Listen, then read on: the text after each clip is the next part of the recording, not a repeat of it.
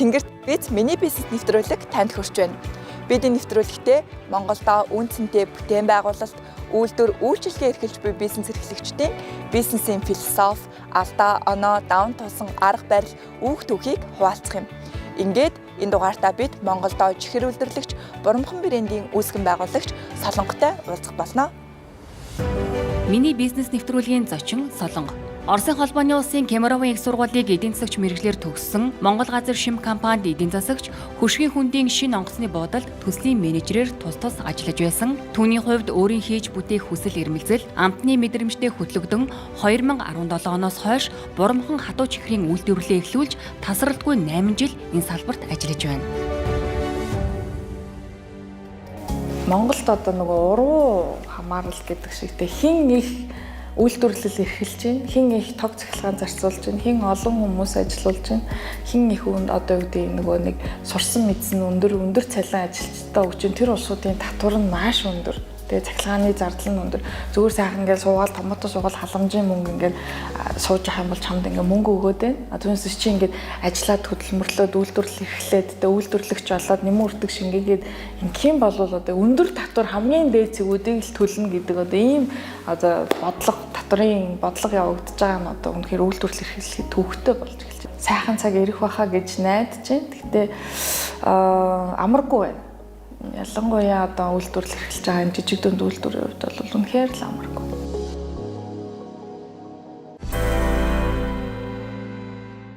Таныг өмнө олон улсын төсөл дээр их ажилладаг байсан гэж сонссон. Ер нь яг яагаад бизнес хий тэр дундаа чихрийн үйлдвэрлэл эрхлэе гэж шийдсэн юм бэ?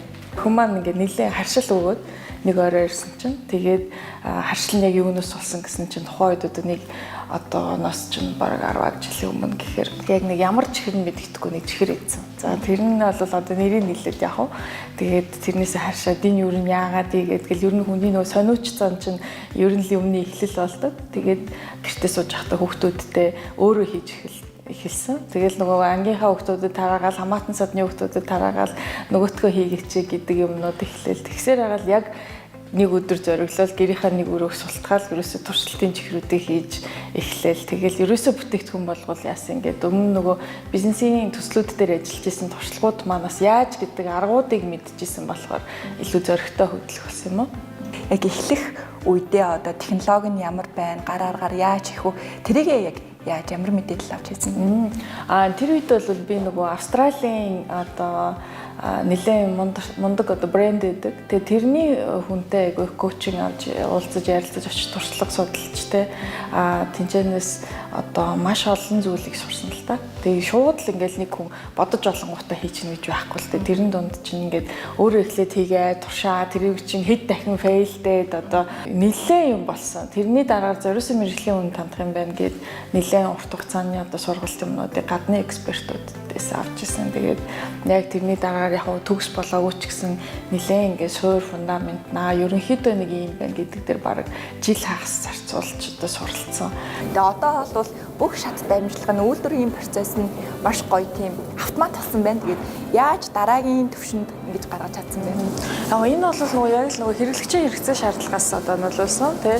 Одоо гар аргаар гэдэг бол өөрөө процессын хувьд айгүй удаан тэгээд их хүн цаг зарцуулах маш өндөр өртөгтэй бүтээгдэхүүн болж бас хувирдаг л та. Тэгээ нөгөө хэрэглэгч маань өөрөө сайн чанартай бүтээгдэхүүн хэрэглэмээр байгаа. Тэгсэн хэрнээ одоо юу гэдэг нэг нэгээрээ савлсан тавгандаа хийх чихэр хиймээр байна. Одоо чихэр аммаар байна тий. Нөгөө талаасаа одоо нөгөө төрлөө олон болгохын тулд бидэнд ингээд нөгөө яалтчгүй үйлдвэрийн шугам руу орох одоо хэрэгцээ шаардлага гарсан. Мөн өртөг буурах тараас их нөлөөлж байгаа л да. Гэтэ нөгөө гар аргын гэдэг нэг онцлог нь Бурамхны нэг нэрийн уцаадаг шүү дээ. Тэрийг хадгалсан зарим нэг одоо технологи байгаа юу? Бага. Одоо тэр хэсэг нь бол яг ингээ хадгалаастай байгаа. Яг нөгөө технологийн процесс донд гар аргаар хийгддэг хамгийн чухал хэсгүүдийг бол бид нар үргэлж одоо гараараа хийсээр байгаа. За энэ үйлдвэр нь яг хизээ ашиглалтанд орсон бэ? Үйлдвэрийн ашиглалтанд оруулж авах хугацаанд ямар нэгэн саад бэрхшээл танд тулгарч ирсэн үү? Маш амаргүй байсан. Одоо нөгөө том компаниуд шиг ингээ том ингээл хөрөнгө оруулалт оруулаад тэ одоо ингээл зураг төслийг хараал одоо за тэгээд ингээл инкээс илүү одоо яг л жижиг дунд үйлдвэрлэгч нар чинь өөрөө гар бие оролцдог. За одоо шалны юм баймаар байна. Нөгөө нэг засварчнаа манж зогсоол те одоо ингэмээр байна гэл одоо яг ийм л байхмаар байна гэл одоо хамтдаа бараг шаврын зурханд холгоул одоо энэ үйлдвэр ашиглалтанд оруулсан. Тэгээд нэг тгийч одоо мөнгөө төсвөө хэмндэг. Тэгэхгүй л бол одоо энэ чинь амар их төсөв гарна одоо тийм амаргүй даваанууд одоо байсан. Тэгээд үйлдвэр маань одоо өнгөрсөн оны 5 сард ашиглалтанд орсон. Чихрийн хэрэглээ өөрөө айгүй их байхгүй юу те. Тэрнийх нь тэгээд бид нар энэ импортын бараануудыг гаргаж чадахгүй, өрсөлдөж чадахгүй одоо нэг заримд нь хуг цохиулаад гэдэг шиг те. Одоо үнтэйгээрээ дуудуулаад загнуулаад одоо тийм юмнууд одоо маш их байна. Та ингээд анх бурамхан чихрийг яг нэг ийм амттай байгаасаа гэдэг нэг төсөөлөл байсан баг. Одоо ер нь тэр төсөөлөлттэй хүрч чадсан уу бурамхны амт?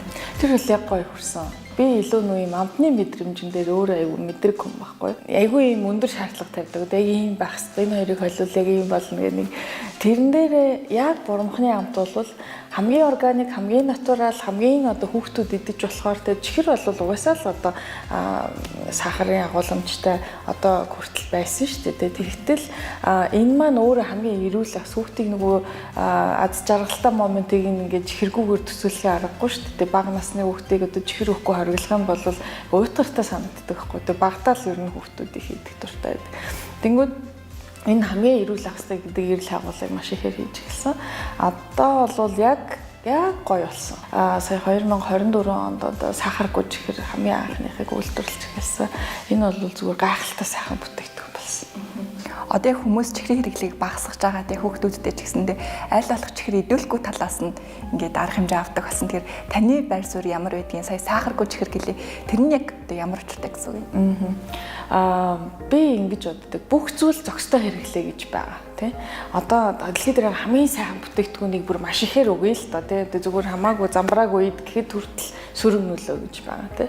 Мэдээж тодорхой хэмжээнд зохистой хэмжээнд бүх чихрийг одоо хорж сахарын хэрэглээ ч юм уу тий чихрийг нь хорих нь өөрөө одоо бас буруу гэж боддог.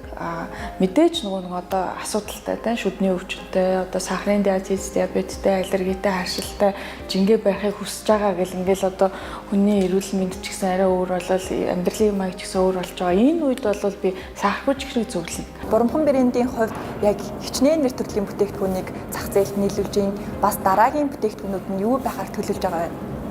За манай бурамхан маань одоо нийтдээ 50 гаруй нэр төрлийн бүтээгдэхүүн үйлдвэрлэж байна. Тэгээд нөгөө нэр төрлөөрөө маш олон салдаг л да.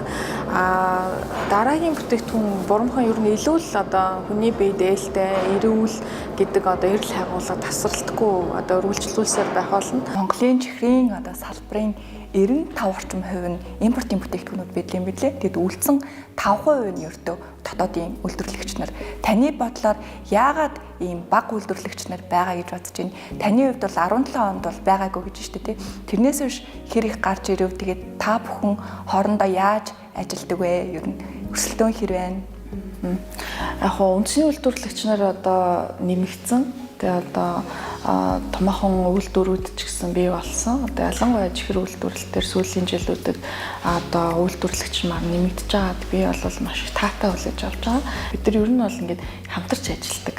Одоо үндэсний үйлдвэрлэгч, чихэр үйлдвэрлэгчтэй холбоо хүртэл байгуулад хамтарч ажиллаж байгаа дэмэндээ дээс эрчимтэй гэдэг шиг те. Яагаад ингээд импортын бүтээгдэхүүн их вэ гэхээр одоо бид нар нөгөө нэг монголчууд ч өөрсдөө чихрийн хэрэглээ өндөртэй өмсөхгүй тий. Одоо ингээд тавгийн чихэр идээгээрээ дайлдаг одоо бараг цорын ганц орон гэж хэлж болохоор тий. Цорын иргэншил рүү ирснээс хойш одоо мал ахуйгаасаа холцсноос хойш одоо ерөөс идэ амс гэдэг маань ерөөсөө тавгийн чихэр байдаг болсон. Тэгээ энэ дээр нөгөө дан импортын чихрүүд бол маш өндөр хувийг эзэлж байгаа нь харамсалтай. Хэдий тийм боловч гэсэн одоо үйлдвэрлэгч нар маань хичээж ажиллаж байна тий. Одоо яг л одоо шударгаар өрсөлдөж байна.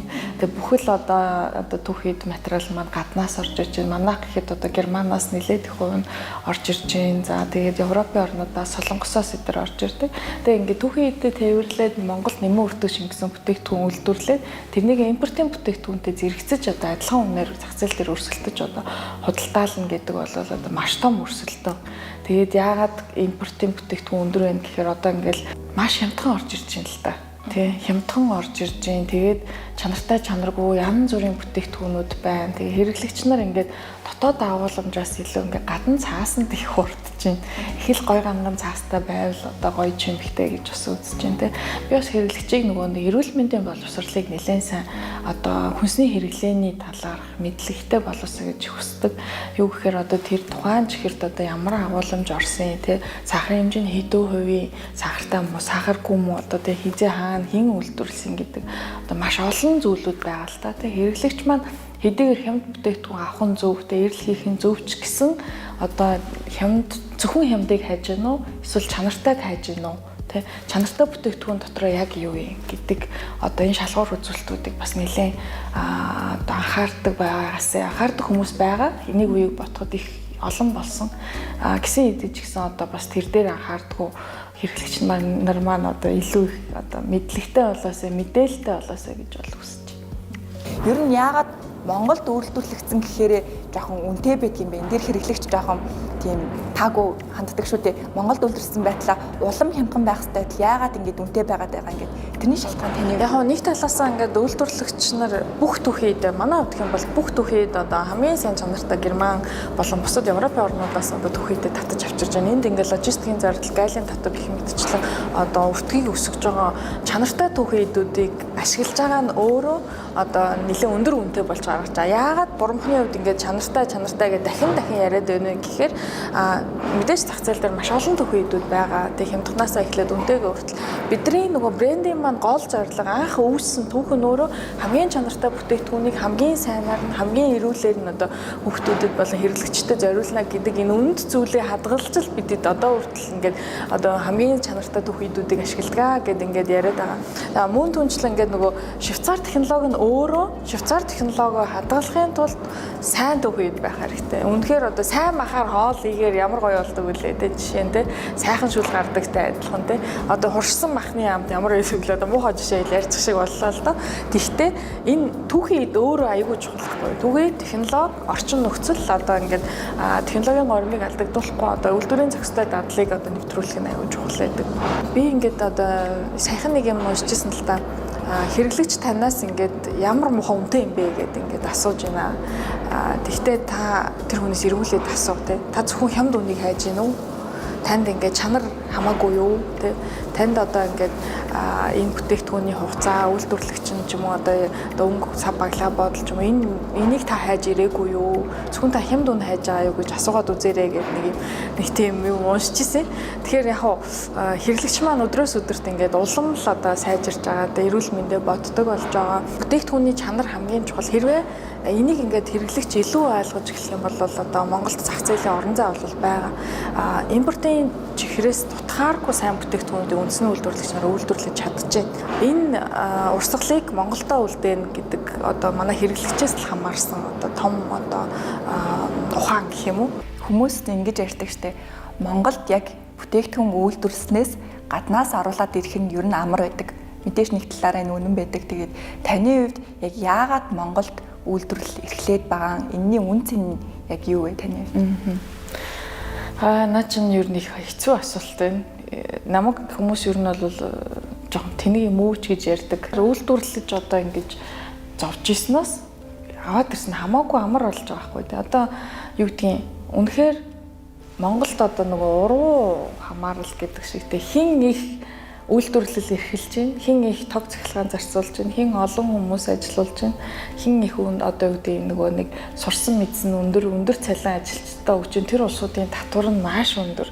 Тэгээ цахилгааны зардал нь өндөр. Зүгээр сайхан ингээл суугаад томото суугаад халамжийн мөнгө ингээл сууж явах юм бол чамд ингээл мөнгө өгөөд байна. Түүнээс чи ингээд ажиллаад хөдөлмөрлөөд үйлдвэрлэл эрхлээд тэгээ үйлдвэрлэгч болоод нэмэн үрдэг шингээгээд ингэх юм бол одоо өндөр татвар хамгийн дээд зэгүүдийг л төлнө гэдэг одоо ийм одоо татварын бодлого явагдаж байгаа нь одоо үнэхээр үйлдвэрлэл эрхлэхэд төвөгтэй болж эхэлж байна. Цаг хугацааны ирэхээр одоо хэцүү үеүүдийг одоо арай л гэж давж ингээд данс одоо хаалгах яах их гэл ингээд зөндөө асуудлууд байна. Татварын дарамтууд байна.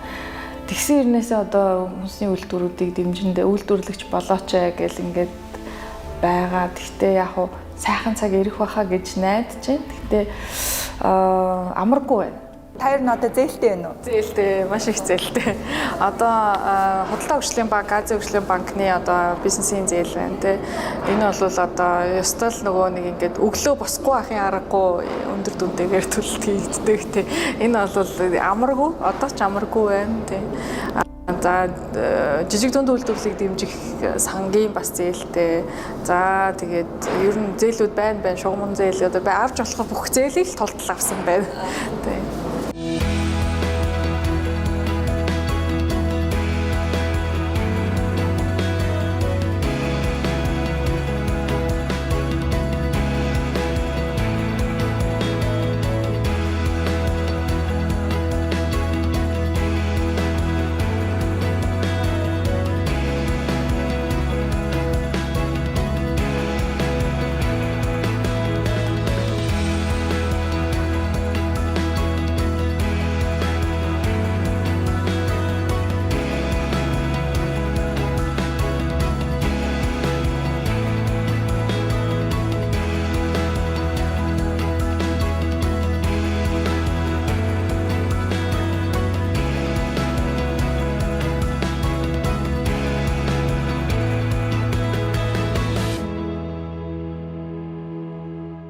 Аливаа зүйлийг ингээд эхлэх нь доктор сургалтаа авч явахаас илүү амархан байдаг гэж сонсч байсан. Тэгэхээр доктор сургалтаа авч явна гэдэг нь өөрөө хамгийн хэцүү.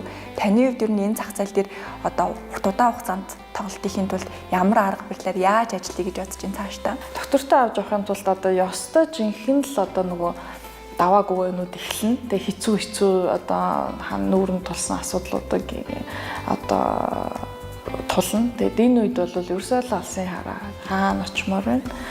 Хаана зорилго нь том байх юм бол тэгэл энэ асуудлуудад ер нь бол шантрахгүй л юм да.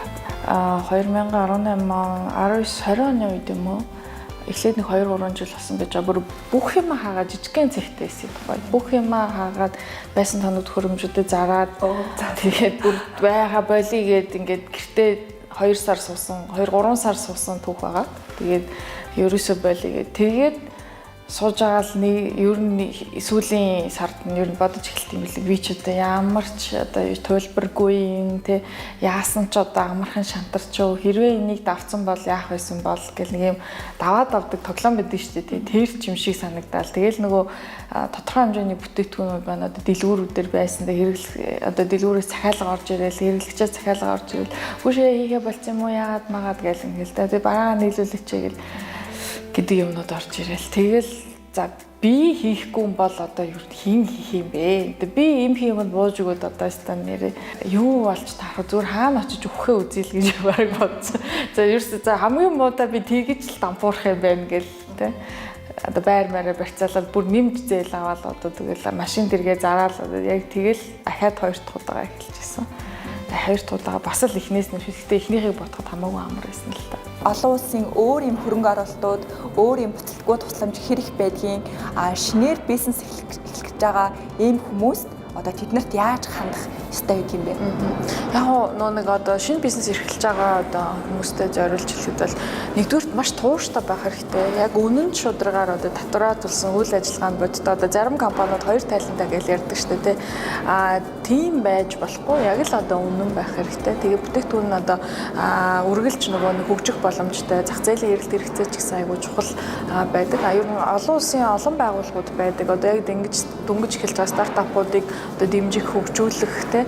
Гэхдээ одоо манайханы алдсан алдаа нь болохоор яг нэг юм юу байгаад байна л да. Төсөл аюугаа биччихдэг. Тэгээд бодиттой очиод үзэхээр нөгөөтг нь хэрэгж төрч юм уу те. Эсвэл одоо төслийнхаа мөнгийг аваад өөр юм хөрөнгө оруулсан ч гэдэм. Ийм асуудлуудаас болоод одоо санхүүжилтүүд нь одоо татгалзах ч юм уу ингээд эргүүлээ дараагийн түвшинд нь орохгүй асуудлууд үүсдэг юм уу да гэж харсан. Манай бурамхны одоо гол зүйл бол бид өөрсдөө эрэл хайгуул хийсэн. Өөрсдөө одоо яг Швейцар экспертийг одоо Швейцарын хамгийн алдартай Ricola гэдэг үйлдвэр байдаг. Хатуу чихний урамлын гаралтай бүтээгдэхүүн үйлдвэрлэдэг. Дэлхийд бас маш алдартай энэ бүтээгдэхүүн үйлдвэрлэлийн дэд захирал одоо Томас Фрэнгли гэж хүн манай үйлдвэрийг одоо ерөнхий технологийн зөвлөгөөр одоо хүртэл ажиллаж байгаа. Тэгээд Томас маань одоо жил болгон ирээд одоо технологийн зөвлөгөөгээ шинжил хийгээд дандаа сайжрлуудыг одоо технологи суралцсан гэдэг нь өөрөө бүтээгдэхүүн чанартай болохын хамгийн суур үзүүлэлт өгдөг л та. Энэ нэвтрүүлгийг үзээд бас хүмүүс ингээд чихрийн бизнес хийвэл яад юм бэ гэсэн санаа төрж иж магадгүй тий. Та тэр хүмүүс хандаж юу ч хэлэхэд тэдэнд боломж байгаа юу? Бага. Боломж бол байгаа. Яагаад тэгэхээр импортын маш олон чихрүүд байна. Тэгэд бидний одоо чихэр үйлдвэрлэгч нарын хүсэл бол энэ импортын чихрүүд биш. Одоо Монгол үндэсний үйлдвэрүүдийн бүтээгдэхүүн одоо өрсөлдөж гарч ирээсэ гэж бол чин сэтгэлээсээ хүсэж байна. Одоо бид нар ингээл аяллаар ингээл явхад тэ жишээ нь одоо Японд л очих юм бол Японы үндэсний чихрийг нь аваад явахыг л хүсдэг шүү дээ. Тэрнтэй адилхан Монголын зах зээл дээр харахаар Японы чихрүүд Японд жуулчд ирэхээр одоо орч чихэр андуураад аваа явдаг. Адилхан бичгтээ энэ яг мөн баха гэдэг ч юм уу тий. Тэгээд энэ одоо мөнгөний урсгал өөрөө гадаад руу урсгах нь одоо маш харамсалтай тоолдоо. Тэгээд энэ чихэртэй адилхан чихэр үйлдвэрлэгч харьцангуй байна. Гэхдээ үйлдвэрлэж чадахгүй импортын одоо маш олон бүтээгдэхүүнүүд байна. Тэгээд яг нэг талаасаа тэнийг зөрөгтэй нөгөө талаасаа хийх юм бол заавал одоо үр шимэн гардгаа. Тэгээд ер нь бол үйлдвэрлэгч орон болоосаа гэж бол хүсэж ийн урайлж ийн тэ одоо үнэхээр санаа байгаа бол тэнийг хийгээд заавал хэрэглэдэггүй олон бүтээгдэхүүнүүдийг одоо импортын хараат байна шүү дээ тий. Монголд ер нь залуу ажиллах хүчний одоо хомсдолд ороод байгаа бүхэл салбар тэгээд танай хувьд хүний нөөц дээр тулгарч байгаа асуудлууд байна уу? Та яаж даван туулж байна? Одоо Монголд одоо стол бүхэл үйлдвэрүүд одоо хүний нөөцийн асуудал маш ихтэй байна. Ажиллах хүч олдохгүй байна тий. Бидний хувьд бол одоо Боромхон чи яг л нөгөө гэрээс гарсан бизнес, гэрийн нэг өрөөнөөс л одоо юу ч гүнайлаас эхэлсэн одоо үйлдвэр. Тэгэхээр бүх одоо ажилчдыг ерөөсөө л нөгөө сургаж авдаг. Тэгээ байнгын л ажил тавна гэдэг зарыг бол бүх одоо сүлжээгээр явуулж байна. Тэгээ манай хүний нөөцийн ажилтан бол нэлээд завгүй ажиллаж байна те. Үйлдвэр маань одоо ер нь бол нэг 50-аас 60 орчим ажилтан тогтмол ажиллаж байгаа. Тэгээд хоёр ээлжээр ажилладаг. За мөн түнчлэн одоо манай зуны салбарууд нэгтгэхээр бас хүмүүсийн тоо ихсдэг. Тэгээ Боромхон түгээгт борлуулалтын одоо багууд маань нийтдээ манайх нэг 50 орчим ажилтнтай байна. Зундаа арай энэ тоо ихсдэг гэсэн үг. Таны хувьд тэгвэл одоо танаахыг гээ зориод ирсэн ажилтнаа яаж авч үлдэх одоо арга хэмжээ авдаг вэ? Яг саяхнаас бид ингээд нөгөө одоо нэвтрүүлсэн шинэ арга л да. Энэ тэгэхээр эхлээд мэдээж аюу сайхан ухцаж авах хэрэгтэй. Тэр хүн ч одоо юу ч мэдэхгүй байгаа шүү дээ. Дөнгөж жолооны курсд хүнийг одоо яаж бид нар ингээ заадаг вэ? Дөрөв заажаад баруун зүүн гэл яг жолоо шалгалт аваад за урагшаа гэж машин бариулаа явдагтай адилхан тэр хүн юу ч мэдэхгүй. Тэгэхээр яг л эхнээс нь бүр ингээ заа тэ ингээ бүр дагалдуулаад хідэн бараг сар гарan дагалдуулаад нөгөөд чинь ингээ юм хийж чадахгүй байх. Зүгээрээ би чам цалин өгнө одоо чи зүгээр ингээ цалингаа авч байгаа тэ ингээ сургана. За тэрний дараагаар ингээ удаан ажилласан ажилчдаа бид нар ингээ удаан ажиллах тусам одоо цол тэмдэг гэдэг шиг одоо цэргийнхэн бол ингээ цол авдаг шүү дээ. Ийм KPI үзүүлэлтүүдийг одоо хангах юм бол таны цалин эд бол. Тэгээд тэр хугацааны дараа ингээд нөгөө ахих юм 5 зэрэглэлийн S1 2 3 4 5 хүртэл ингээд хүн ур чадвар болон одоо удаан ажилласнараа ингээд зэрэг цол авах боломжтой. Энэ болохоор тухайн хүнээс ингээд өөрөөс нь л хамаарна байхгүй. Тэр анзаарах юм бол манай залуучуудын ингээд тэмдэг байгаа. Нэг лого, зарим нь нэгтэй, зарим нь хоёртой, зарим нь ерөөсөө лого байгаа. Тэр нь бол лого хүмүүс бол шинэ хүмүүс гэсэн үг те. Тэгэхээр гих мэтчлэн одоо ингээд нөгөө удах тусмаа л ингээд тэр хүн хүлээн зөвшөөрөгдөн те. Хамт олондоо үлээ энэ ч өстө туршлагатай юм байна те. Энэ ч өстө нэрээ хоёр юм байна. Хоёр дээр явж байгаа юм ямар мундаг вэ гэд энийг бидэд одоо 2024 оноос эхлээ хэрэгжүүлээд одоо дөнгөж туршилтын шатнд ажиллаад энэ арга маань одоо хүний нөөцийн бодлогыг одоо дэмжихэд сайнаар нөлөөлөх баха гэж одоо найдаж байна. Та ингээд маш олон гоё бүтээгдэхүүнүүд хийжлээ. Энийг хүмүүст хүргэх тал дээр маркетингийн бодлого нь ер нь яаж явд юм бэ? За тэр бол одоо жижиг дунд үйлдвэрлэлүүдийн хувьд бол маш одоо энэ цаг үед бол хэцүү байна. Яг өмнөнийг хэлгээд тэ маркетингийн зарлага гаргах уу, чанартай бүтээгдэхүүн түүхий худалдаж авах уу гэдэг сонголтын дээр заримдаа ирдэг те. Бидний хувьд бол чанартай түүхий эдийг сонгодог. Бурамхны гол зарчим одоо Монголын хөрсөнд ургаж байгаа түүхийд материалыг аль болох Монголоос авч илүү хүний бие ирүүл те. Одоо аль болох ингээд шүтэн хорхооддгоо аль болох одоо тэр нөгөө муу муухай гэж дуудагдаад байгаа чихрийн талаар хүмүүс хитрхи ингээд туйширдаг л да сайхны хүртэл одоо ингээд цагаан гурил хамгийн муу юм аа гэл ингээд хүн болгон хар гурил бор гурилыг дээл эхэлжсэн үетэй адилхан одоо яг чихрэн дээр тийм давлгаа явж байгаа гэж би бол харж байгаа байхгүй юу. Тэгэнгүүт одоо бид ингээд биднээс нэлээд олон жилийн өмнө алхдаг одоо Европын орнуудыг ингээд харах юм бол сахартайч байна сахаргүйч байна аль алийг л хэрэгэлдэг те. Тэгэхээр ингээд нэг юм ингээд хит муу энэ бол муу гэдэг ингээсээ илүү зохистой хэрэглээг одоо хэрэглэгч маань дадуулах нь чухал. Бидний хувьд бол одоо яг чадахгүй байгаа нэг зүйл нь одоо сайн маркетинг хийж үнэхээр чадахгүй юм. Яг л одоо бүтээгдэхүүнүүд маань амд амжсан яриагаар тэгээ одоо эхний хэрэглэгч маань хэрэглэж үзээд энэ өстой гойч хэрэглэж бормохных юм гоё юм бэлээ гэдэг өөрөө өөрийгөө зарж борлуулах та одоо өөрөө хэрэглэж үзсэн хэрэглэгчин дараагийнхтаа санал болгох эсвэл амсч үзсэн хүүхэд энийг л аммаар байна гэдэг ч юм уу те.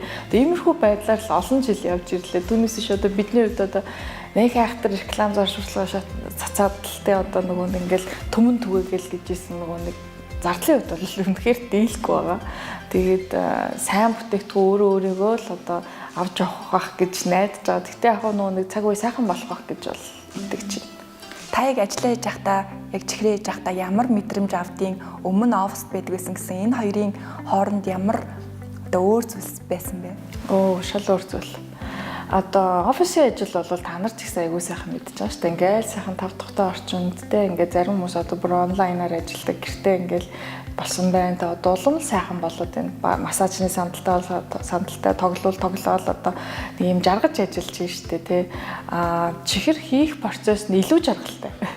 Илүү жаргалтай. Одоо би нэг офисын ажил аягүй олон жил хийсээрнээсээ ингээл заримдаа үйлдвэртээ ороод ажилладаг л та. Одоо ч орж ажилладаг.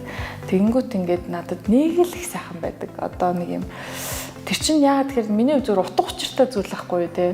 Нэг юм зоригтой. Одоо яг ингээд юу ч бодохгүй ингээд яг л энэ бүтээгдэхүүний одоо яг энэ дүрсийг л гаргачмаар байна. Яг л энэ амт нь яаж ийн гээл яг энэ ингээд ийм нэг жижигхэн даваануудыг ингээд авах нь өөрөө ингээд үнэхээр жаргалтай. Тэгээ нийгэм итгэхэд ингээд баг 15 6 цаг хөлтөөрөө зогссон байдаг. Тэгээ энд ерөөс ингээд ажил бужигнаал ингээд дор усаа ундраал одоо тийм одоо мэдрэмжийг өгдөг юм аа. Их л завгүй байдаг та. Жижиг дунд үйлдвэрлэл эрхэлж байх өнгөрсөн 8 жилийн хугацаанд танд толгорч исэн хамгийн хэцүү асуудал нь юу байсан бэ? Ер нь бол асуудалгүй өдөр гэж байхгүй шүү дээ. Үйлдвэрлэгч байна. Ялангуяа Монголд байна гэх үнэхээр одоо татврын бодлого байна. За тэгэл нөгөө үр зээлний асуудал байна. Ажлын цалин тавих. За тэгэл нийгмийн даатгалын шимтгэл. За тэгээ гайл нөт гэл ингээд маш олон одоо асуудлууд байна. Тэгээд энэ бол ганцхан надад тулгараад байгаа асуудал биш л дээ. Одоо үйлдвэрлэл эрхэлж байгаа одоо энэ боромхны ард байгаа энэ 50 60 хүний одоо асуудал болоод байна л та тий. Үнэхээр нөгөө зөв бодлого хэрэгжээсэ гэж одоо энэ төр засаг барьж байгаа хүмүүст одоо хүсэж байна. Одоо тэр болгол бидэд дээгүүр дагуур яваал одоо ингэч тэгээч гэл дуу хоолойгоо нэгтгэл яриад ах боломж үнэхээр үүсэхгүй л байна л та. Гэтэ хэрвээ зөв бодлогоор дэмжих юм бол энэ салбар одоо энэ үйлдвэрлэлийн салбар Монголд одоо жижиг дунд үйлдвэрлэл хөгжих үнэхээр боломж байгаа гэж бол харж байна. Таны хувьд бурамхны ирээдүйг яаж харж байна? Тэгэхээр бидний ирээдүй бол бүгдээрээ одоо Монголдо сайхан амьдрмаар байна тий. Гоё импорт, экспортлогч болмоор байна. Одоо олон сайхан бүтээгдэхүүн үйлдвэрлэгдээгүй байна тий. Импортын хараат байна тий. Яагаад заавал одоо энэ Монгол улсууд, Монгол хүний ажилч хөдөлмөрлсөн энэ мөнгөнд гадагшаа орсох гэж тий. Хэрвээ одоо импортын бараа хөдөлж аваад ах юм бол зүгээр хар ухаанаар төсөөлье л та. Одоо тэр Орсын байвал цаашаа машагийн гэрт очил одоо амьдралд нь болж байгаа тий. Үндсний үйлдвэрлэлийн бараа бүтээгдэхүүн бол одоо стал Бат Доржогийн одоо гэртэнд болоод дөрөв хүүхэд над жаргалтай амьдрах одоо ихний суурь нь болно тий. Монгол Улсын эдийн засагт ч гэсэн маш сайнаар нөлөөлнө тий. Тэгэхээр энэ зөвхөн ингээд миний үе биш тий. Бурамхан маань одоо 100 жилийн түүхтэй одоо үйлдвэр болоосаа гэж бол хүсдэг тий. За ингээд бидний урилгыг хүлээн авч бизнесийн тухай дэглэрэнгүү ярилцсанд танд маш их баярлалаа. За баярлалаа. Үйлдвэр дээр мань зочилж бидний одоо зовлон жаргалыг сонсож одоо сайхан яриа өрнүүлж гоё нэвтрүүлэг хийж өгч байгаа та бүхэнд маш их баярлалаа. Тэгээд ажилд нь маш том амжилт хүсье. За баярлалаа. Ингээд танд нэвтрүүлгийн зүгээс Go брендийн бэлгийг бэлгэлж байна. Ямар гоё юм бэ? За баярлалаа.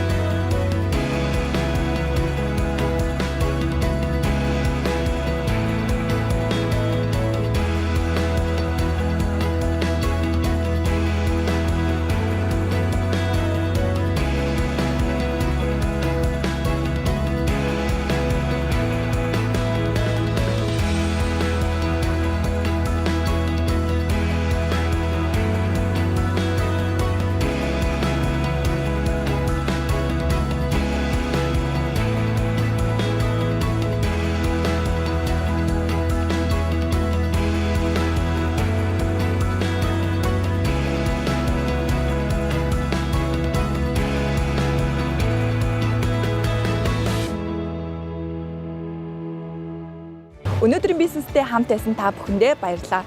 Дараагийн дугаартаа бид Монголдо тансаг зэрэглэлийн ван үйлдвэрлэгч мөнх цэцэгтэй уулзах болно.